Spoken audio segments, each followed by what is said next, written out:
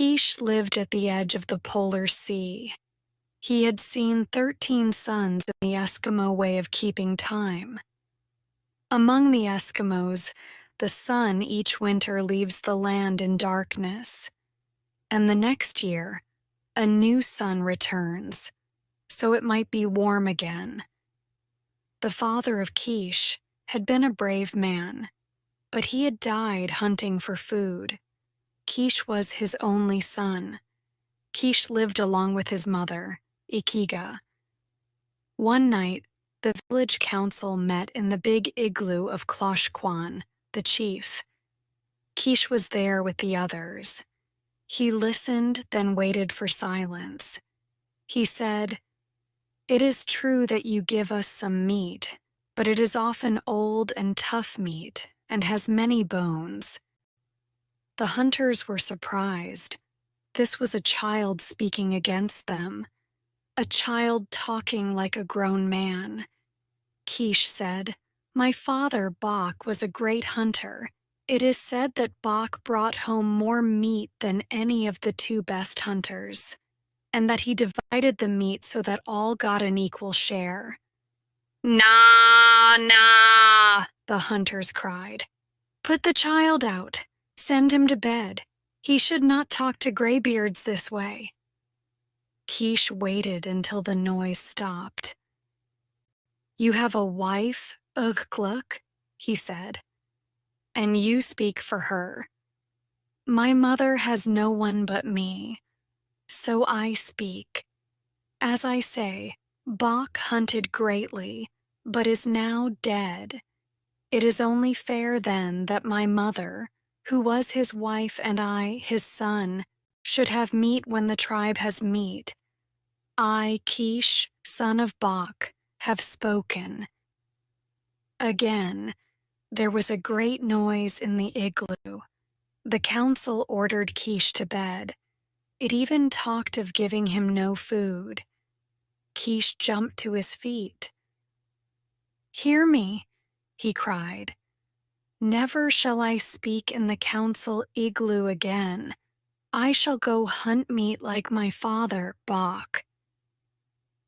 There was much laughter when Kich spoke of hunting. The laughter followed Kich as he left the council meeting. The next day, Kich started out for the shore, where the land meets the ice. Those who watched saw that he carried his bow and many arrows. Across his shoulder was his father's big hunting spear. Again there was laughter. One day passed, then a second. On the 3rd day, a great wind blew. There was no sign of Kich. His mother, Ikiga, put burned seal oil on her face to show her sorrow. The women shouted at their men for letting the little boy go. The men made no answer, but got ready to search for the body of Kich. Early next morning, Kich walked into the village. Across his shoulders was fresh meat. "Go, you men, with dogs and sleds. Follow my footsteps, travel for a day," he said. "There is much meat on the ice, a she-bear and her 2 cubs." His mother was very happy. Kich, trying to be a man, said to her, "Come, Ikiga, let us eat, and after that I shall sleep, for I am tired." There was much talk after Kich went to his igloo. The killing of a bear was dangerous, but it was 3 times more dangerous to kill a mother bear with cubs. The men did not believe Kich had done so, but the women pointed to the fresh meat. At last, the men agreed to go for the meat that was left. But they were not very happy. One said that even if Kich had killed the bear, he probably had not cut the meat into pieces. But when the men arrived, they found that Kich had not only killed the bear, but had also cut it into pieces, just like a grown hunter. So began the mystery of Kich. On his next trip, he killed a young bear. and on the following trip, a large male bear and its mate. Then there was talk of magic and witchcraft in the village. "He hunts with evil spirits," said one. "Maybe his father's spirit hunts with him," said another. Kich continued to bring meat to the village. Some people thought he was a great hunter. There was talk of making him chief after old Kloshkwan. They waited, hoping he would come to council meetings, but he never came. "I would like to build an igloo," Kich said one day, "but I have no time. My job is hunting, so it would be just if the men and women of the village who eat my meat build my igloo." And the igloo was built. It was even bigger than the igloo of the chief Klosh Kwan. One day, Ukgluk talked to Kich. "It is said that you hunt with evil spirits, and they help you kill the bear." "Is not the meat good?" Kich answered. "Has anyone in the village yet become sick after eating it? How do you know evil spirits are with me? Or do you say it because I am a good hunter?" Ukgluk had no answer. The council sat up late talking about Kich and the meat. They decided to spy on him. On Kich's next trip, 2 young hunters, Bim and Bon, followed him. After 5 days, they returned.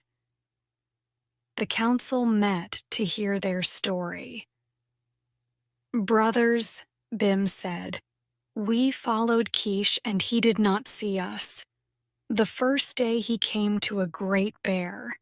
Kich shouted at the bear loudly. The bear saw him and became angry. It rose high on its legs and growled, but Kich walked up to it. "We saw it, Baun," the other hunter said.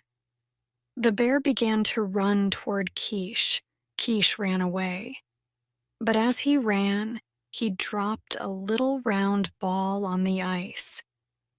The bear stopped and smelled the ball, then ate it. Kich continued to run, dropping more balls on the ice. The bear followed and ate the balls. The council members listened to every word. Bim continued the story. The bear suddenly stood up straight and began to shout in pain. "Evil spirits," said Ukgluk. "I do not know," said Bon. "I can tell only what my eyes saw." The bear grew weak. Then it sat down and pulled at its own fur with its sharp claws. Kich watched the bear that whole day. For 3 more days, Kich continued to watch the bear. It was getting weaker and weaker.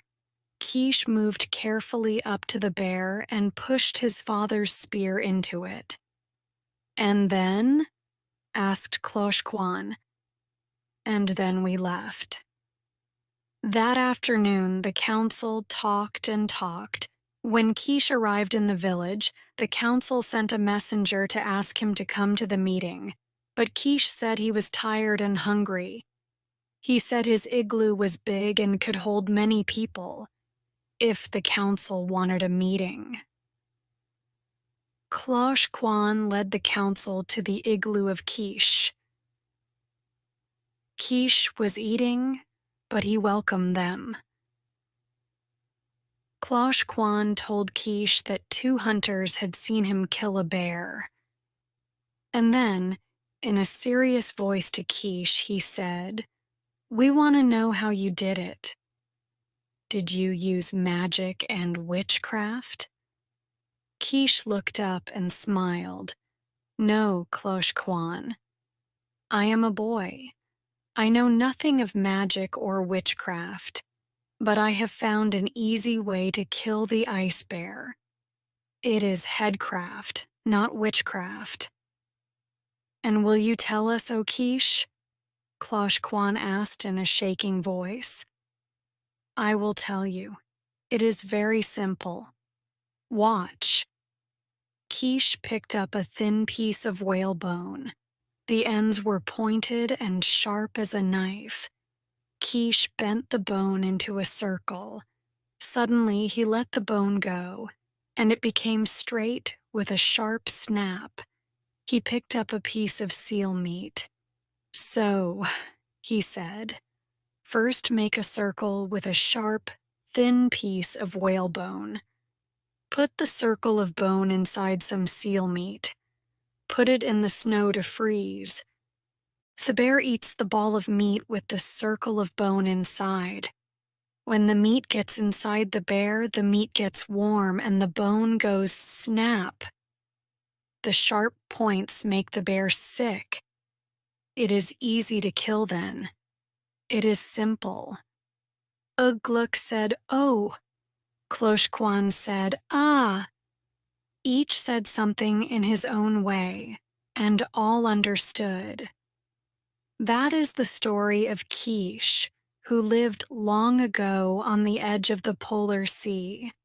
Because he used headcraft instead of witchcraft, he rose from the poorest igloo to be the chief in the village. And for all the years that followed, his people were happy. No one cried at night with pains of hunger.